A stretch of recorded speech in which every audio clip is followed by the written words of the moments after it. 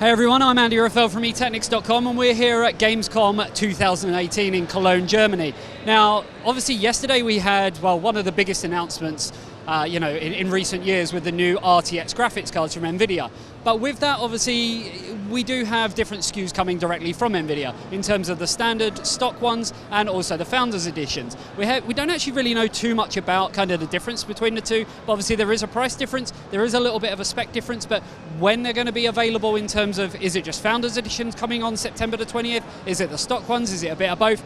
But for the most part, a lot of people are going to be kind of basing their buying decisions based around custom AIB cards. So that's where we are right now. We're actually at the Caseking booth here in Gamescom, and EVGA are just showing off some of their custom cards. Now, I'm going to try and get all my facts kind of correct here and everything, because there is a lot to go through. Now, what I've actually got next to me is the 2080 Ti. So this is essentially the daddy of the cards. But in a roundabout way, this isn't the most extreme model that EVGA are doing. Obviously, in later months, there will be Hydro Copper, Kingpin versions, but they do a triple fan version as well that we can see on the screen. Now, this is a dual fan version, which looks like it's a 3-slot card design, dual fan on there, and they have told us that the kind of thermodynamic performance of it is going to be better than the reference or Founders Edition cards from NVIDIA.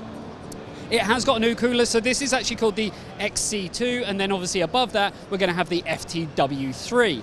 It does incorporate some other new technology as well. So instead of just taking a new architecture and a new kind of functionality from NVIDIA, EVGA have been focusing on doing some stuff themselves as well. So not only a new cooler, but we also have things like ICX2. So anyone who's familiar with the ICX technology will know that you can kind of monitor every aspect of the card in terms of, VRMs across the memory, across the GPU core, and all over the PCB. So some really cool stuff going on there.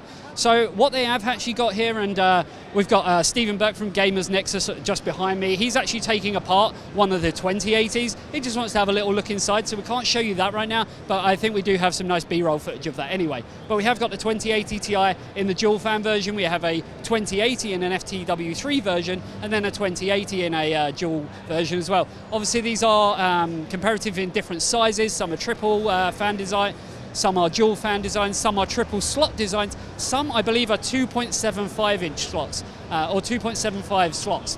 Now what EVGA also have is they have one of their DG77s, and this is basically housing a system obviously with an EVGA cooler in there. It has got the new Lian Li Strimer 24-pin LED RGB, absolute crazy 24-pin extension cable in there. But what they really essentially wanted to do was show you how the card will look in a system. So in there they have, actually I'm looking at it, they've actually got a 1080 Ti in there. So maybe there's been a little bit of confusion, they've put the wrong card in, but there you go. One of the other cool things they've done is really focusing on the aesthetics. They've even changed the design of the box. So instead of having your kind of typical box that's going to sit down right, they've actually made a vertical box. Now this actually resembles, if any of you have seen our video of the Threadripper 2 and the Media Kit box that we got. So maybe that's kind of a trend that the market is going in now, just to sort of show you something different. Now, one thing I do want to mention about these cards, obviously I don't want to delve too much into specs because, well, frankly, we don't know the full specs of the EVGA cards. That's something that you'll be able to go onto EVGA's website and find that out for yourself. But you can actually customize your card. So they are playing this little sort of roll video here where it will show you that you can actually get various different things, a bit like you could with the FTW3 on the previous generation cards, like the 1080 Ti and so forth, and you can actually customize it yourself. So they are showing the video here where you can actually get different clip-ons and different additions just to kind of spice up your card a little bit. So we've been told the cooler is actually made out of like a very durable polycarbonate design, which is really nice and really obviously helps with the aesthetics as well as airflow. But in some of these slots you can see on this particular card, we do have these kind of, white translucent pieces, but you could change that to red, you could change that to black, and then they also have a metal frame that you can clip over the top as well. So customization is definitely something EVGA have been looking at to try and sort of separate their card from everyone else. So there's some really cool stuff that EVGA have done. I'm really pleased to sort of see that they haven't just kind of taken a solution and moved it over and kind of rebranded it. They've actually designed a new cooler, new architecture, incorporating the new architecture from NVIDIA, as well as incorporating new technology such as ICX2, which is going to be fantastic for viewing all the thermal dynamics of the whole complete card. So there you go. Hopefully you enjoyed this video. I'm going to have a lot more coverage here from Gamescom 2018, not just from the Caseking booth and EVGA, but from many, many different companies. Let us know in the comments section below. Are you going to be buying an EVGA graphics card for the new RTX2080, 2080 Ti? Are you sort of going to hold out for the 2070?